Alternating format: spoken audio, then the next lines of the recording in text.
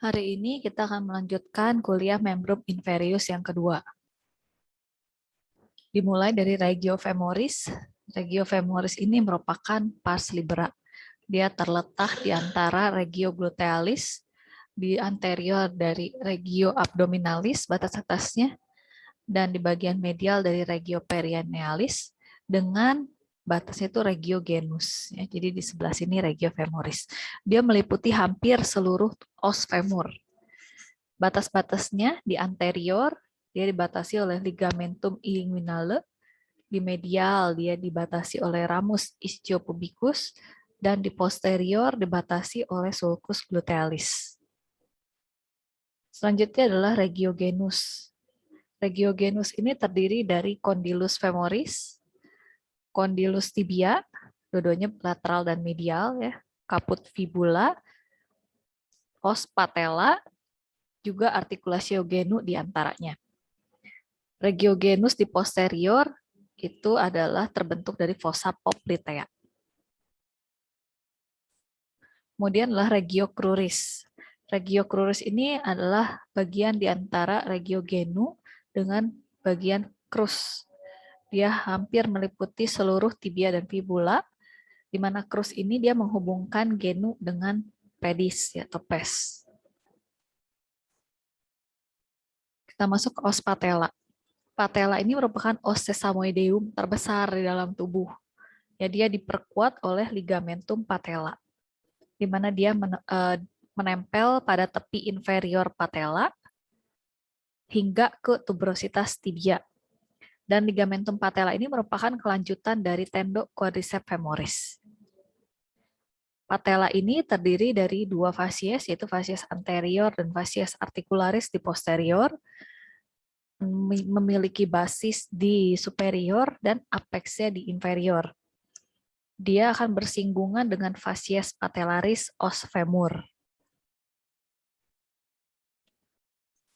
Masuk ke articulatio genus, ini merupakan sendi terbesar dan paling superficialis. Dia merupakan jenis ginglimus atau hinge joint yang fungsi utamanya terutama adalah fleksi dan ekstensi. Memang dia bisa kombinasi meluncur, menggelinding, dan rotasi. Namun rotasinya terbatas karena adanya ligamentum yang mengikat, yang memperkuatnya. Dia fungsinya berkurang pada posisi hiperekstensi artikulatio ini, di mana artikulatio itu paling kongruen pada saat hiperekstensi. Ya, dia terdiri dari 3 artikulatio, di mana 2 artikulatio femorotibialis, itu ada 2, yaitu lateral dan medial, di mana yang lateral ini antara condylus lateralis femoris dan condylus lateralis tibia, sedangkan yang lateral bersinggungan antara condylus medialis femoris dengan condylus medialis tibia.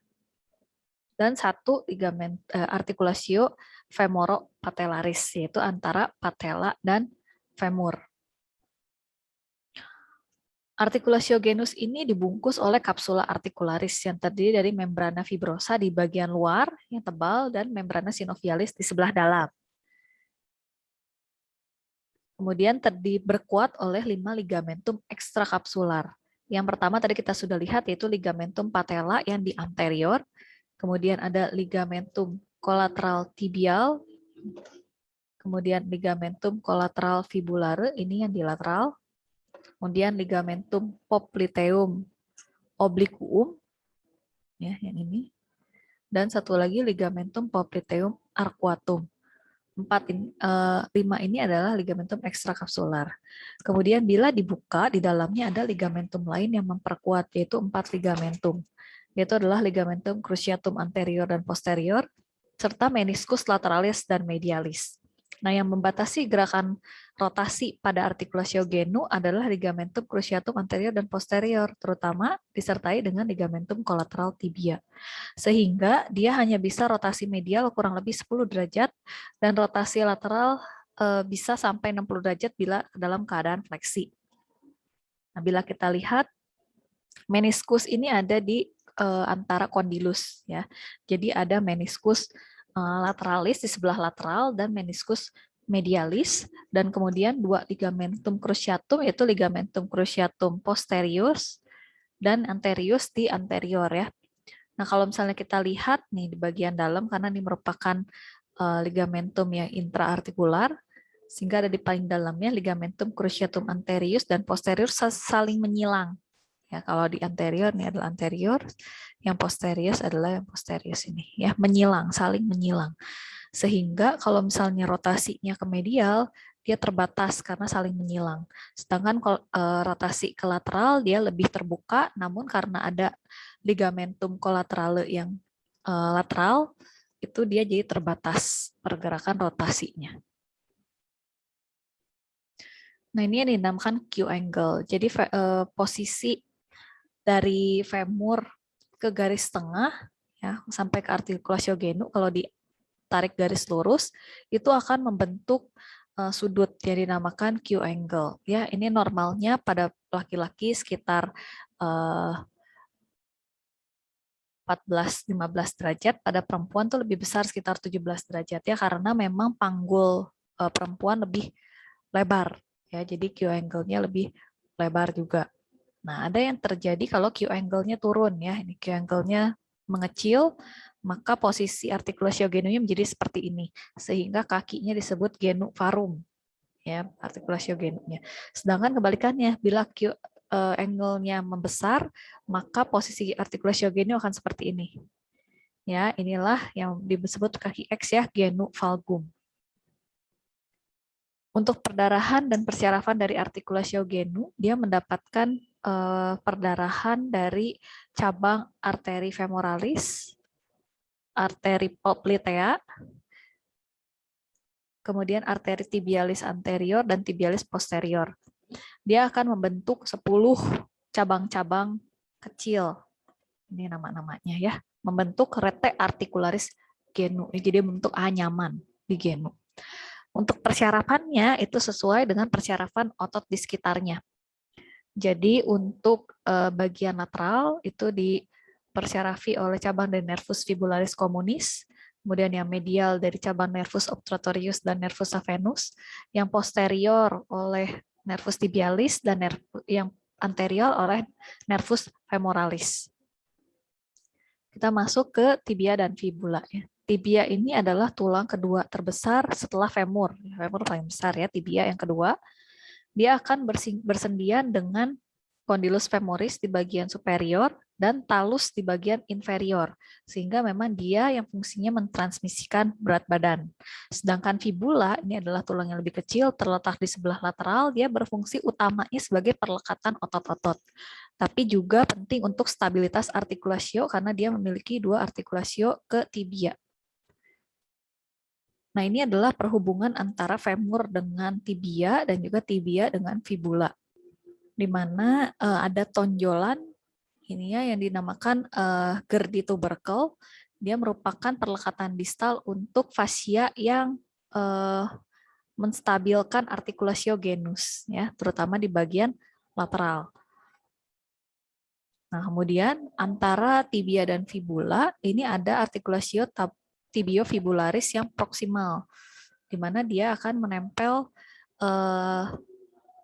fascias articularis dari fibula, dia akan bersendian dengan kaput fibula. Ya, sedangkan persendian yang lain antara condylus medial dari femoris akan bersinggungan dengan condylus medial tibia. Begitu pula yang lateral, condylus lateral femur akan bersinggungan dengan condylus lateral dari tibia. Kemudian di bagian tengahnya itu tibia akan ada tonjolan yang terdiri dari tuberculum intercondylare mediale dan intercondylare laterale, dan di tengahnya ada bagian yang disebut dengan eminentia intercondylaris ya. Ini semua adalah eminentia intercondylaris, di mana tonjolan ini akan bersinggungan dengan fossa intercondylaris pada saat keadaan fleksi. Ya, jadi tonjolan ini akan masuk ke dalam fossa intercondylaris pada saat fleksi.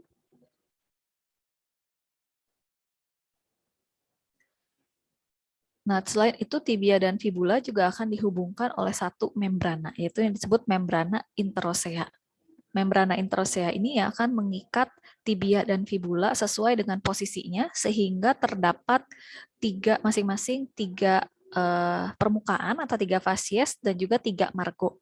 Ya, untuk fibula dia terdapat margo anterior yang kecil, kemudian margo lateral, fasies lateral, maaf ya, fasies anterior, fasies lateral, dan fasies posterior. Sedangkan untuk tibia itu terdapat fasies lateralis, fasies medialis, dan juga fasies posterior.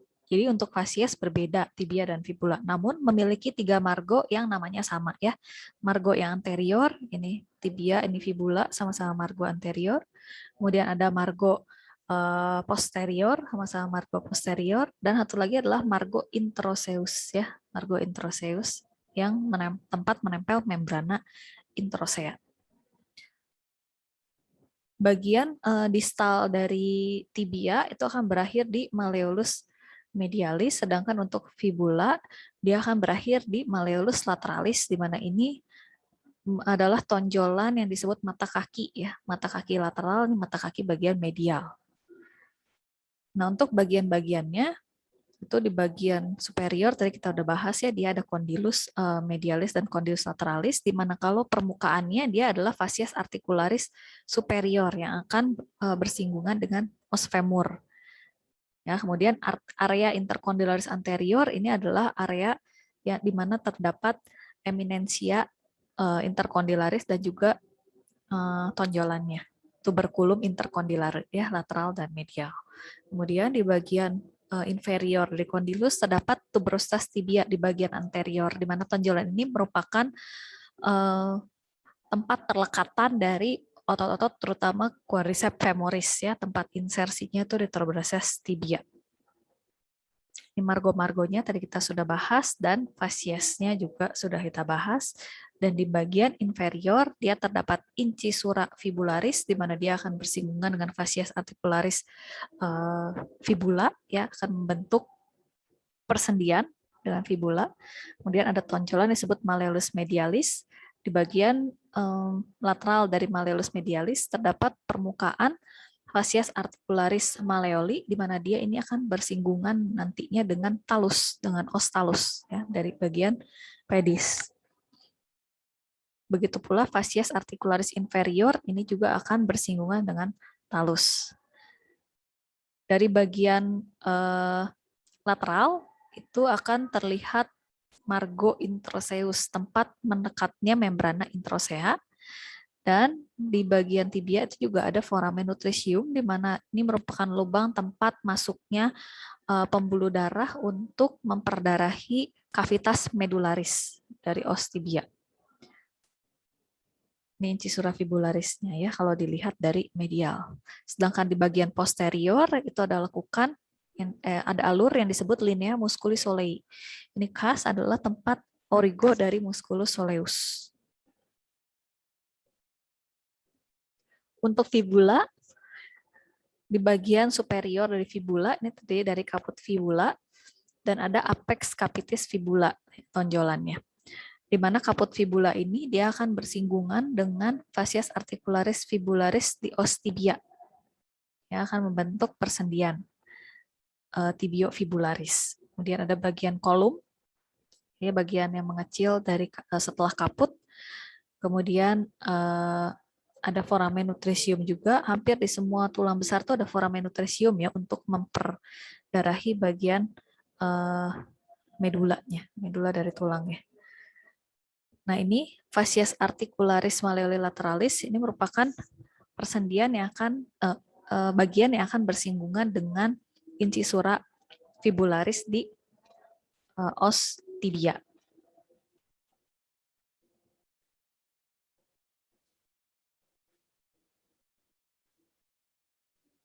Tibia dan fibula ini akan membentuk articulatio tibiofibularis ya, disebut juga junctura tibiofibularis, di mana dia ada dua, di bagian superior disebut juga articulatio tibiofibularis proximal, dan di bagian distal ini adalah articulatio tibiofibularis distal, atau di beberapa buku ada juga yang disebut dengan syndesmosis tibiofibularis.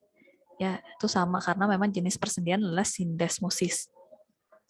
Nah, di mana pergerakan bagian articulatio tibiofibularis yang proksimal ini dengan yang distal itu sejalan. Jadi kalau yang proksimal bergerak, maka yang distal pun akan turut bergerak. Ya, ini dibatasi juga, dihubungkan juga dengan membrana intraosea cruris. Untuk di bagian inferior dari tibia itu ada fascias articularis inferior dan juga malleoli medialis, di mana dia akan bersinggungan dengan talus. Ya. Nah, untuk regio femoris, otot-otot dari regio femoris ini dipisahkan menjadi 3 kompartemen. Ini yang warnanya berbeda. Kompartemen anterior ini merupakan otot-otot extensorum. Dia akan terlihat paling terlihat bila mengecil pada pasien-pasien yang bedridden ya, karena ini merupakan otot besar. Jadi kalau atrofi itu sangat terlihat. Ini ya, yang bagian anterius adalah otot yang paling besar. Kemudian kompartemen yang posterius ya, atau ini disebut juga otot-otot flexorum.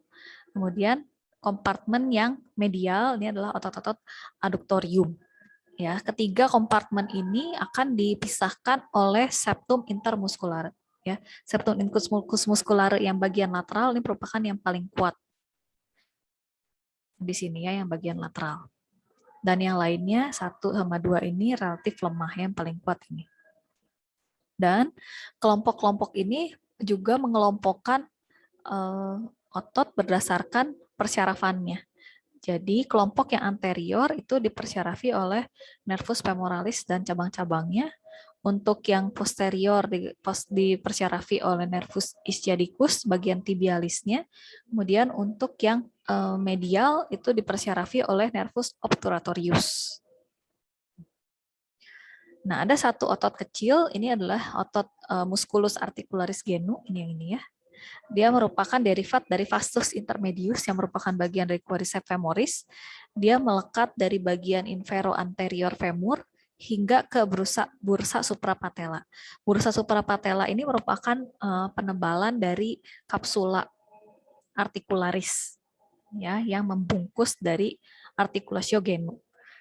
Ya, musculus articularis genus ini akan menarik membrana sinovial ke superior pada keadaan ekstensi, sehingga mencegah lipatan membrana itu terkompresi di dalam articulatio genu ya, supaya nggak kejepit, jadi dia ditarik ke atas. Ini kalau dilihat ya, dia di paling dalam dan kecil. Ini ya. Nah, sekarang kita bahas otot-otot flexor dari articulatio coxae ya, dari femur anterior. Untuk otot-otot flexor articulatio coxae, yang pertama adalah musculus pectineus ini ya. Yang kita udah belajar perlekatan origonya itu di ramus superior osis pubis ya, atau di pecten osis pubis hingga insersinya ke linea pectinea di os femoris. Ya, udah gitu dia fungsinya untuk aduksi terutama ya, aduksi os femur dan fleksi femur sehingga dan sedikit rotasi medial.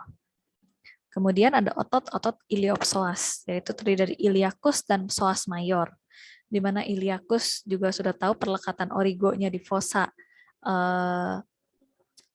iliaca hingga ke crista iliaca, dan insersinya setelah melewati ligamentum inguinale dia akan berinsersi di trochanter minor. Ya, kemudian untuk psoas mayor, ini ya, psoas mayor itu besar, ototnya dia akan bersamaan jalannya dengan iliacus. Dia origonya di vertebra T12 sampai L5 dan insersinya juga di trochanter minor. Ya, kedua otot ini akan melalui ligamentum inguinale.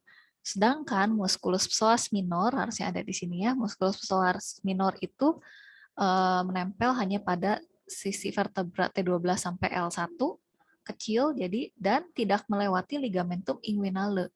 Dia hanya sampai linea pectinea atau di eminentia iliopectinea. Jadi tidak melewati ligamentum inguinale.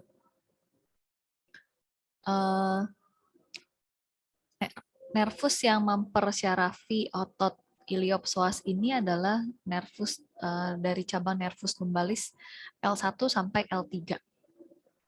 Ya, fungsinya dia untuk fleksi femur di articulatio coccyx dan membantu menstabilkan sendi. Otot yang terakhir untuk flexor articulatio coccyx adalah sartorius. Sartorius ini otot yang panjang, di mana dia melewati dua articulatio, ya, yaitu articulatio coccyx dan articulatio genus. Nah, dia origonya ada di sias dan insersinya itu di tibia, ya, bagian superior dari fasies tibia. Dia dipersyarafi oleh nervus femoralis, ya, karena dimasuk di bagian anterior. Fungsinya untuk fleksi, abduksi, dan rotasi lateral. Nah, sekarang untuk extensor articulatio genus, ya, ini otot-otot yang di anterior tapi lebih inferior dibandingkan otot-otot yang tadi, ya. Kalau ini iliopsoas, tuh ini ada di bagian inferiornya.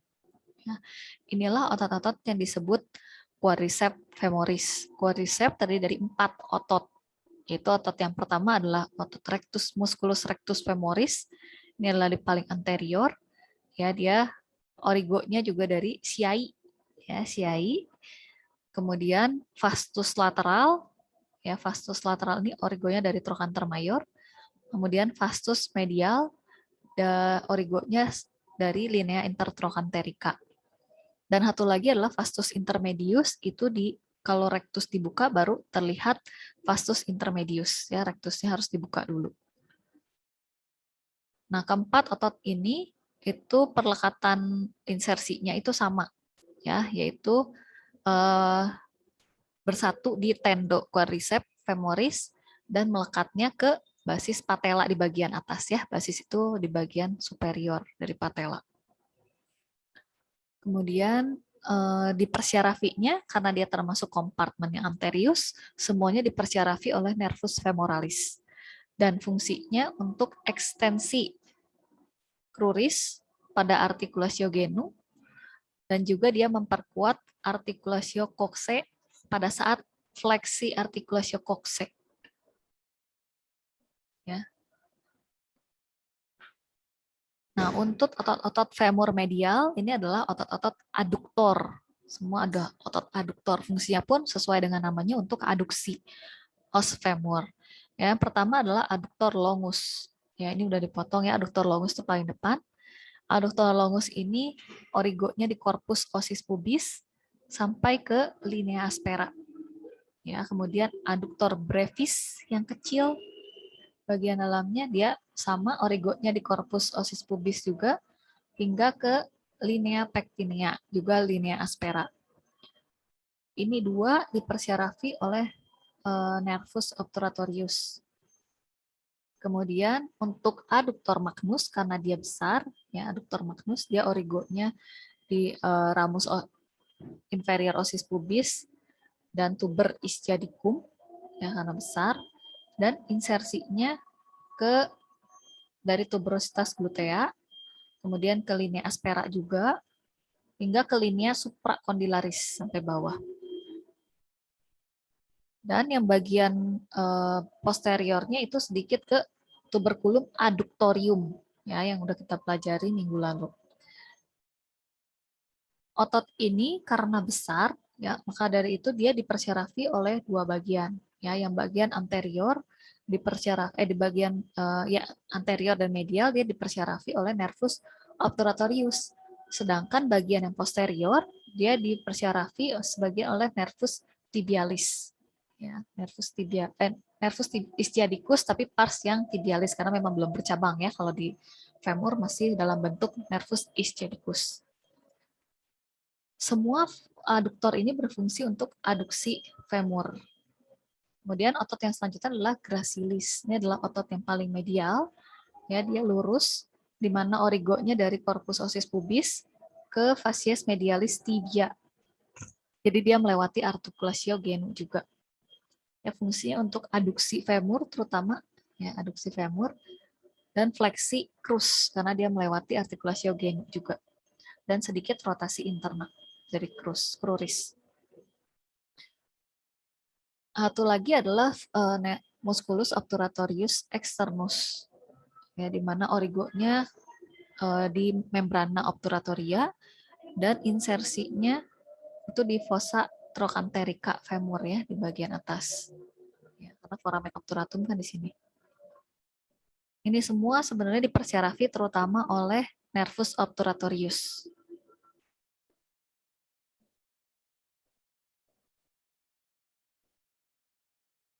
Nah, kalau sekarang kita bahas untuk otot femur bagian, Ini obturatorius externus ini ya. Jadi dari membrana obturatoria ke fossa trochanterica femur. Ya, di dalam dari trochanter mayor. Ya, ini fungsinya untuk rotasi eksternal femur dan menahan artikulasio kokse. Otot selanjutnya adalah otot femur bagian posterior. Otot posterior disebut juga sebagai otot hamstring, yaitu terdiri dari 3 otot. Kalau otot hamstringnya ya, semitendinosus, yang seperti tendon, dia lebih bulat. Kemudian semimembranosus, di belakangnya, yang lebih lebar, ya lebih lebar, membran. Dan juga ada bicep. Ya, bicep ini terdiri dari 2 kaput. Kaput longum dan kaput brevis.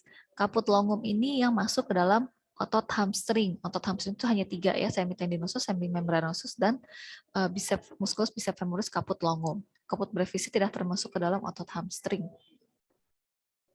Di mana origo dari semitendinosus, bicep, dan otot-otot hamstring ini sama origonya, yaitu di tuber ischiadicum.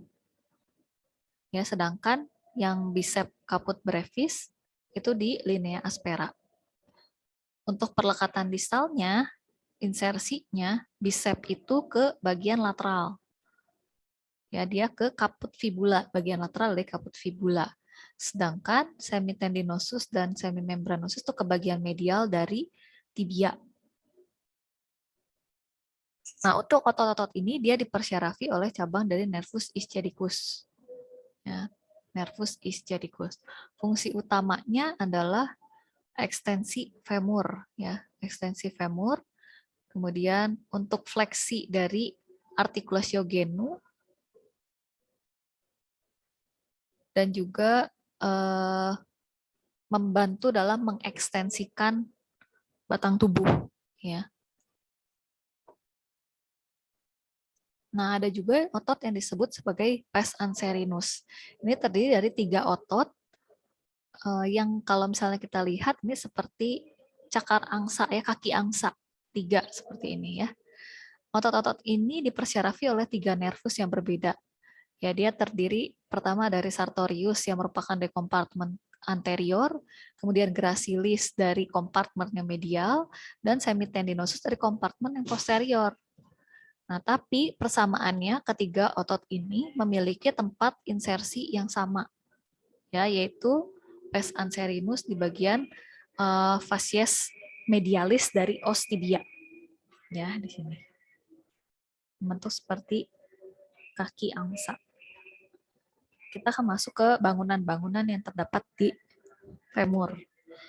Ya, ada yang dikenal dengan spatium retroinguinal.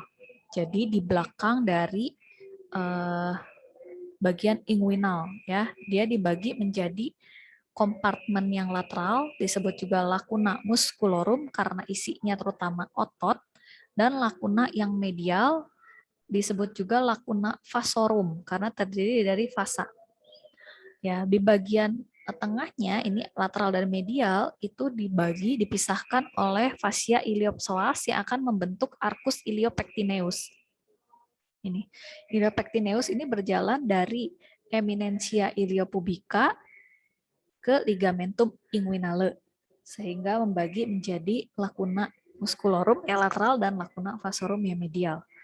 Di mana lacuna musculorum itu terdiri dari otot iliopsoas dan nervus femoralis. Ya, nervus dan otot.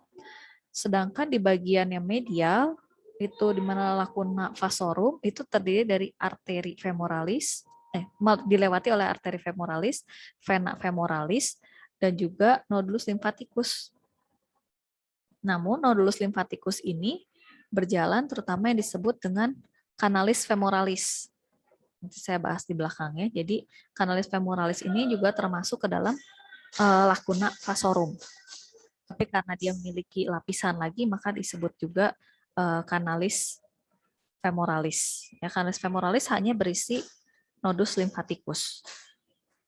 Nah, di sebagian medial dari spatium retroinguinal ini terdapat penebalan ya dari fascia yang disebut ligamentum lacunare. Ya, karena bentuknya seperti bulan sabit seperti itu ya, ligamentum lacunare. Nah, kita lanjut ke bangunan selanjutnya adalah trigonum femorale. Trigonum femorale ini disebut juga trigonum scarpa, di mana dia lebih terlihat pada keadaan femur saat fleksi, abduksi, dan rotasi eksterna. Lebih terlihat bagian depresinya. Dia dibatasi di superiornya oleh ligamentum inguinale sebagai basisnya, kemudian di medial oleh tepi lateralis dari musculus adductor longus, ya, karena adductor longus yang paling superficial ya. Adductor longus di bagian lateral batas medial dari musculus sartorius. Ini. Kemudian dia memiliki apex, itu adalah tepi medial dari sartorius yang menyilang di bagian aduktor ya. Jadi saat menyilang inilah yang disebut apexnya. Ya, kemudian dasarnya adalah musculus iliopsoas dan pectineus. Ini pectineus dan iliopsoas dasarnya. Untuk atapnya dia ditutup oleh fascia lata, fascia cribrosa, tela subcutanea, dan cutis. Nah, apa sih isinya? Isinya itu adalah nervus femoralis ya dari paling lateral beserta cabangnya, dan femoral sheath. Ya, femoral sheath ini isinya arteri femoralis dan cabangnya, vena femoralis dan cabangnya. Kemudian ada juga nodulus limfatikus ya dan vasa limfatikusnya. Ini adalah isi dari trigonum femoralis. Ya, ini. Nah, apa sih femoral sheath itu? Femoral sheath itu adalah tabung ini ya.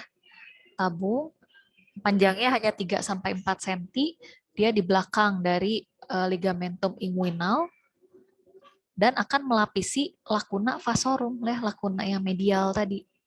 Dia akan membungkus dari vasa femoralis sehingga akan berlanjut menjadi kanalis femoralis. Ya, dia merupakan kelanjutan dari fascia transversalis dan iliopsoas dari abdomen.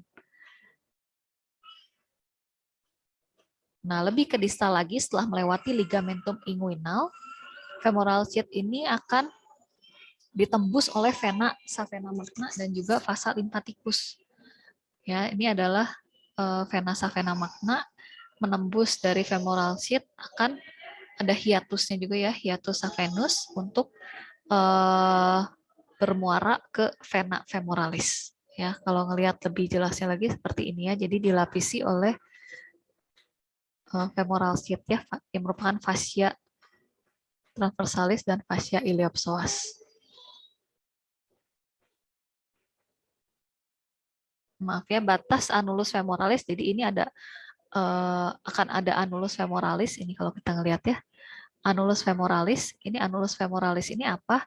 Dia merupakan bukaan dari femoral sheath ya. Jadi fascia transversalis itu akan membuka di mana batas lateralisnya adalah septum antara kanalis femoralis dengan vena femoralis ini ya. Kemudian dari batas medialnya itu adalah ligamentum lacunare yang tadi ya penebalan dari fascia. Kemudian dari posteriornya itu adalah tulang ramus superior osis pubis, dan di bagian anteriornya adalah ligamentum inguinale. Ya, ini ya. Untuk kanalis adductorius, sekarang kanalis adductorius ini merupakan kelanjutan dari trigonum femoralis ya. Trigonum femoralis dia akan berlanjut membentuk kanalis adductorius atau yang disebut juga subsartorial canal atau Hunter's canal. Ya, dia panjangnya kurang lebih 15 cm, jadi panjang ya. Dari apex trigonum hingga ke nanti ada hiatus adductorius. Dia dilalui oleh arteri vena femoralis karena lanjutan ya. Di arteri vena femoralis, nervus saphenus dan nervus untuk vastus medialis. Dan dia menghubungkan kanalis adductorius hingga ke fossa poplitea. Dibatasinya oleh apa aja ya? Dibatasinya ini kalau kita lihat ya, ini adalah canalis adductorius. Ya, di anterior dan di lateral dia dibatasi oleh vastus medialis ini ya. Vastus medialis bagian anteriornya, di bagian posteriornya oleh adduktor longus dan adduktor magnus ya, tapi terutama adduktor longus. Untuk di medialnya dia dibatasi oleh sartorius. Ya, isinya arteri vena femoralis dan nervus saphenus. Nah, canalis adductorius akan bermuara ke hiatus adductorius. Ini merupakan lubang aponeurotik di distal dari musculus adductor magnus. Ya, dia terletak lateral dan superior terhadap tuberculum adductorium. Otomatis bangunan yang melalui hiatus adductorius ini adalah yang melalui canalis adductorius, yaitu arteri vena femoralis. Ya, yang untuk masuk ke nantinya ke fossa poplitea. Nah, bagian luar dari otot-otot ditutup oleh fascia cruris. Fascia cruris ini merupakan lanjutan dari fascia lata di femur. Dia akan berlanjut menjadi fascia cruris. Di mana fascia cruris ini dia akan melekat ke margo anterior dan medial dari tibia dan berlanjut sampai ke periosteum. Ya. Dia akan mengalami penebalan di bagian inferior menjadi retinaculum musculorum extensorum. Dan ke bagian dalam dia akan membentuk septum ya, septum intermuscularis ya. Septum intermuscularis inilah yang akan membentuk kompartemen dari cruris, kompartemen ototnya menjadi 3 ya, mirip sama yang di femur, yaitu anterior, posterior dan juga lateral. Dan ada satu septum lagi yaitu intermuscular cruris transversum. Ini akan memisahkan pars superficialis dan profunda dari kompartemen yang posterius. Nah, kalau kita lihat di potongan melintangnya seperti ini ya. Jadi dipisahkan yang pertama oleh membrana introsea ya untuk anterior dan posterior. Membrana introseus. Kemudian bisa dilihat yang sini adalah septum anterior ya, septum intermuscularis yang anterior memisahkan kompartemen yang anterior dengan yang lateral. Kemudian ada juga septum yang posterior, di mana dia memisahkan kompartemen yang lateral dengan posterior. Dan ada satu lagi adalah yang ini, ya, adalah septum intermuscularis yang transversum. Dia membagi kompartemen yang posterior menjadi yang profunda dan juga yang superficial. Kita masuk ke nervusnya. Yang nervus femoralis ini merupakan cabang terbesar dari plexus lumbalis ya, plexus lumbalis. Dia jalannya itu dari L2 sampai L4 kemudian menyatu membentuk nervus femoralis yang bisa kita temukan dia keluar dari belakang musculus psoas major ya, dari belakang musculus psoas major kemudian ke arah depan untuk masuk di belakang ligamentum inguinale bersama dengan musculus iliopsoas di lacunare musculorum ya, di lacunare musculorum. Dia kemudian akan masuk ke trigonum femorale dan akan bercabang untuk mempersyarafi otot-otot femur bagian anterior. Kemudian dia akan berlanjut juga dia akan mempercabangkan ramus cabang artikular untuk artikulasio coxae dan juga artikulasio genu. Untuk cabang terminal dari nervus femoralis itu adalah nervus saphenus. Ya, nervus saphenus ini akan berjalan bersama arteri vena femoralis melalui canalis adductorius, ya, lanjutan dari trigonum femoralis, untuk menyuplai cutis dan fascia pada anteromedial dari genu, crus, dan juga pes.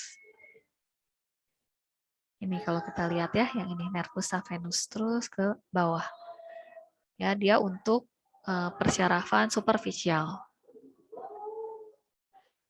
Nervus selanjutnya adalah nervus obturatorius. Dia adalah nervus yang mempersyarafi kompartemen otot femur bagian medial.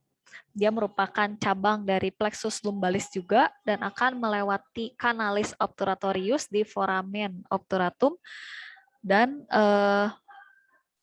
masuk langsung mempercabangkan otot-otot kompartemennya medial, ya, aduktor. Untuk bagian posterius dari femur dipersyarafi terutama oleh nervus ischiadicus. Ya, minggu kemarin kita sudah belajar bahwa nervus ischiadicus keluar dari foramen infrapiriformis. Kemudian ini merupakan nervus yang paling besar. Kemudian dia akan berjalan ke bagian inferior, posterior terhadap musculus obturatorius internus, gemellus superior dan inferior, dan quadratus femoris. Terus dan akan bercabang menjadi nervus tibialis dan juga nervus fibularis communis di fossa poplitea. Untuk persyarafan cutaneus membrum inferius, ini dipersyarafi oleh nervus spinalis T12, L1, dan plexus lumbalis serta sacralis. Untuk persyarafan cutaneus itu disebut juga dermatom. Ya, dipelajari ini sesuai dengan warna-warnanya. Ya, jadi untuk membrum inferius, bagian kulitnya. Nah, kita masuk ke pembuluh darah. Pembuluh darah utama untuk membrum inferius adalah cabang dari arteri femoralis. Cabang arteri femoralis.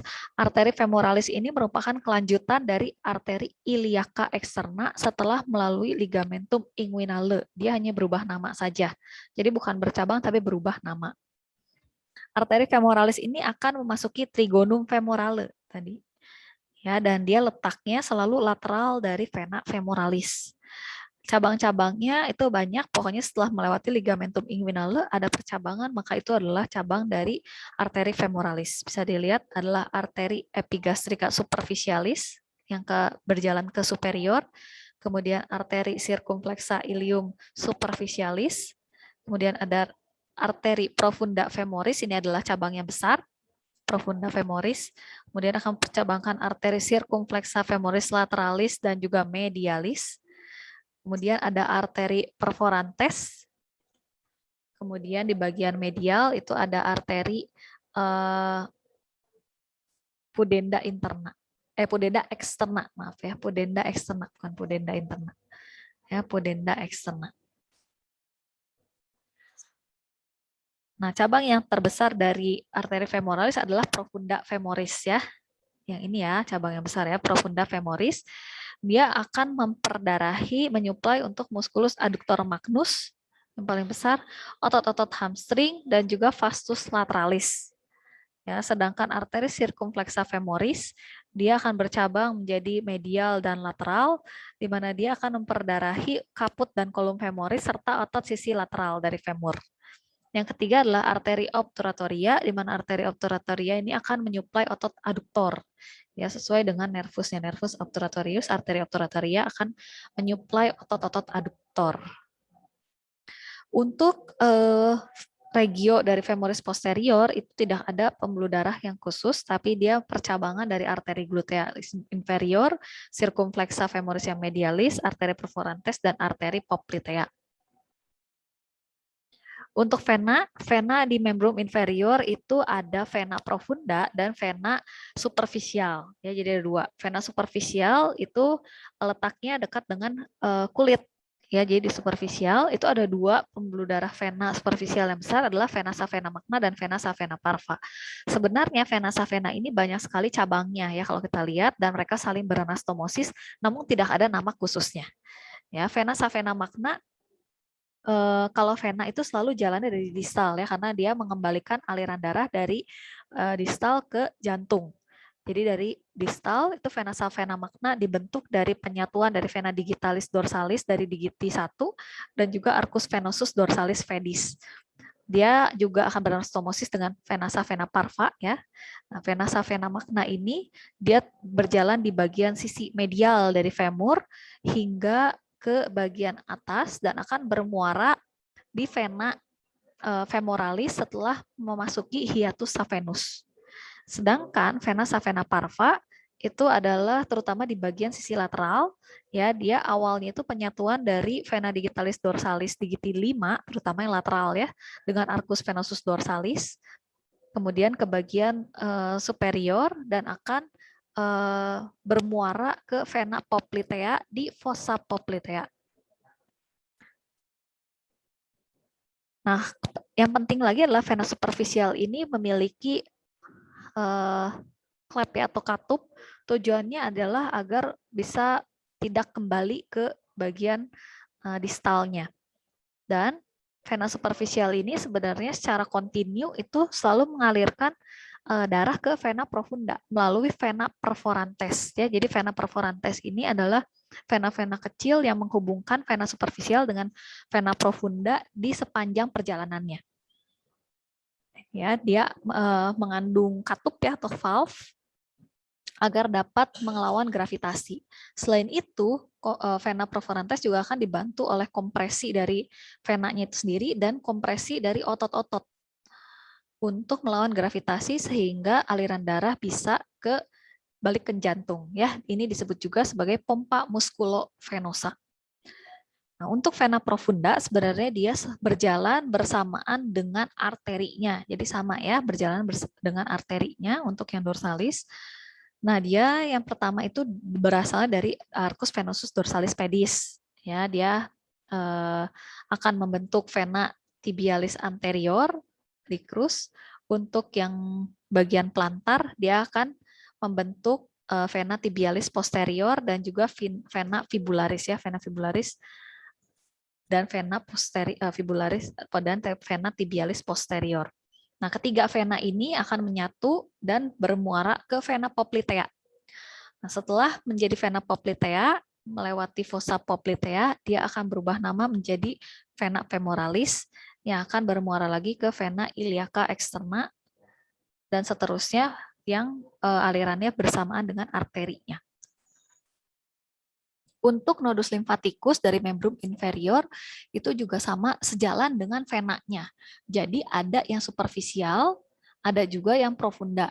Ya, yang superficial dia akan berjalan bersama vena savena parva maupun vena savena magna dan akan bermuara di nodi linguinalis superficialis. Baru dari nodi linguinalis superficialis ini dia akan masuk ke nodi iliaca externa dan nodi inguinalis profunda. Sedangkan untuk yang dari berjalan bersamaan vena savena parva, dia akan memasuki nodi poplitei di fossa poplitea. Untuk yang profunda, fasa yang profunda, dia berjalan bersama dengan vena yang profunda dan akan berakhir di nodi poplitei juga, kemudian naik ke atas menjadi nodi inguinalis profundi dan akan bermuara di nodi iliaci externi dan juga iliaca communis untuk bermuara ke truncus lumbalis. Nah, jadi ke atas terus ya. Untuk fossa poplitea sendiri, ini kalau ditutupi kutis ya, dia merupakan kompartemen yang berisi lemak paling banyak ya di membrum inferius. Kalau di superficialis ini batas supralateralnya itu adalah musculus biceps femoris ya. Kalau kita lihat ya, ini adalah musculus biceps femoris di supralateralnya. Untuk di supromedialnya itu ada musculus semimembranosus dan juga semitendinosus, ya, dua ya, di sini ya. Untuk infralateralnya yang ini adalah kaput lateral dari musculus gastrocnemius. Dan untuk bagian medialnya ini adalah kaput medial dari musculus gastrocnemius. Sedangkan di posteriornya itu kutis dan juga fascia poplitea. Ya. Untuk di batas profundusnya, dan yang dibuka, batas profundusnya di superior itu adalah linea supracondylaris, medialis, dan lateralis dari femur. Di bagian inferiornya, di bagian posteriornya itu adalah linea musculi solei tibia. Dan dasarnya dibentuk oleh facies poplitea di superior. Kemudian ada capsula articularis genus di tengah. Dan juga fascia infestien popliteus di inferior. Isinya apa sih? Yaitu yang pertama adalah arteri vena poplitea, di mana arteri vena poplitea ini merupakan kelanjutan dari arteri femoralis, dia hanya berubah nama setelah melalui fossa poplitea, beserta cabang-cabangnya, termasuk adalah akhiran dari vena savena parva yang masuk ke vena poplitea. Kemudian ada nervus tibialis dan fibularis communis, ini merupakan cabang dari nervus ischiadicus. Kemudian adalah nervus cutaneus femoris posterior, ini ya. Dia nervus kecil, itu juga akan bagian dari fossa poplitea dan juga nodus limfatikus dan juga fasa limfatikusnya. Untuk kompartemen cruris anterius, dia didapatkan 2 retinaculum untuk mempertahankan tendok dari kompartemen cruris anterior. Ya, yaitu adalah retinaculum musculorum yang extensorum dan retinaculum musculorum extensorum yang superius dan inferius. Ya, serta ada juga retinaculum musculorum peronealis ya, atau fibularium ya, yang ini. Atau flexorum juga bisa disebut, retinaculum musculorum flexorum. Yang ini extensorum. Ini merupakan penebalan dari fascia cruris di bagian distal. Nah, sekarang kita masuk ke otot kompartemen anterior dari cruris. Ya, ini terdiri dari 4 otot, yaitu yang pertama adalah tibialis anterior. Ini merupakan otot yang paling besar dan di anterior. Kemudian ada musculus extensor digitorum longus, di mana dia akan bukan bercabang sih ya, jadi ada 4 bagian gini ya untuk ke masing-masing digiti, ya, yaitu digiti 2 sampai digiti 5. Kemudian ada extensor hallucis longus, di mana dia khusus untuk ibu jari atau digiti 1, ya, extensor digiti 1, hallucis longus. Dan juga otot yang kecil adalah fibularis tertius. Ya, fibularis tertius walaupun namanya fibularis, tapi dia tidak termasuk ke dalam kompartemen yang lateral. Dia masuk kompartemen yang anterior. Keempat otot ini dipersyarafinya sama oleh nervus fibularis profundus. Ya, nervus fibularis profundus. Aksi utamanya untuk ekstensi ya atau dorsofleksi dari tarsus dan juga dari tarsus ya, terutamanya dari tarsus. Dan juga digiti ya, kalau halus ya jadi digiti 1 ya, ekstensi hallucis. Ini untuk kompartemen lateral, cruris hanya terdiri dari 2 otot, yaitu musculus fibularis atau peroneus longus dan brevis. Di mana 2 otot ini dipersyarafi oleh nervus fibularis superficialis. Ya, fungsinya terutama untuk eversi dari kaki ya, dari pes pedis dan plantar fleksi, tapi lemah. Dan yang terakhir adalah bagian posterior. Ini adalah otot-otot yang paling besar, ya, terdiri bagian luarnya dari gastrocnemius. Gastrocnemius ini terdiri dari kaput lateral dan juga kaput medial. Ya, kemudian bila dibuka ini ada otot soleus yang besar. Dan yang kecil di bagian atasnya adalah otot plantaris, musculus plantaris.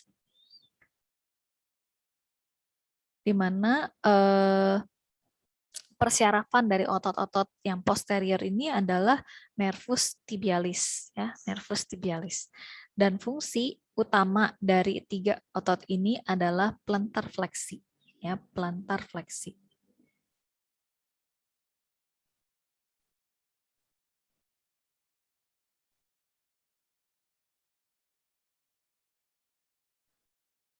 Nah, itu adalah kompartemen cruris posterior yang superficialis, ya, terdiri dari 3 otot. 3 otot, tapi memang gastrocnemius itu terdiri dari 2 kaput, ya, kaput lateral dan juga kaput medial. Nah, setelah otot-otot yang superficialis ini, dia akan dipisahkan oleh septum intermusculare transversum, dan di bagian dalamnya ada otot cruris posterior yang profunda. Terdiri dari 4 otot juga ya. Yang pertama yang paling besar adalah tibialis posterior. Tibialis posterior, kemudian musculus flexor digitorum longus, musculus flexor hallucis longus ya, lihat menyilang dia untuk insersinya di hallux ya atau di giti 1. Dan juga yang paling atas adalah musculus popliteus. Ya, 4 otot ini juga dipersyarafi oleh nervus tibialis. Ya, fungsinya terutama untuk fleksi ya, plantar fleksi. Segitu untuk kuliah kedua. Kita akan lanjutkan minggu depan.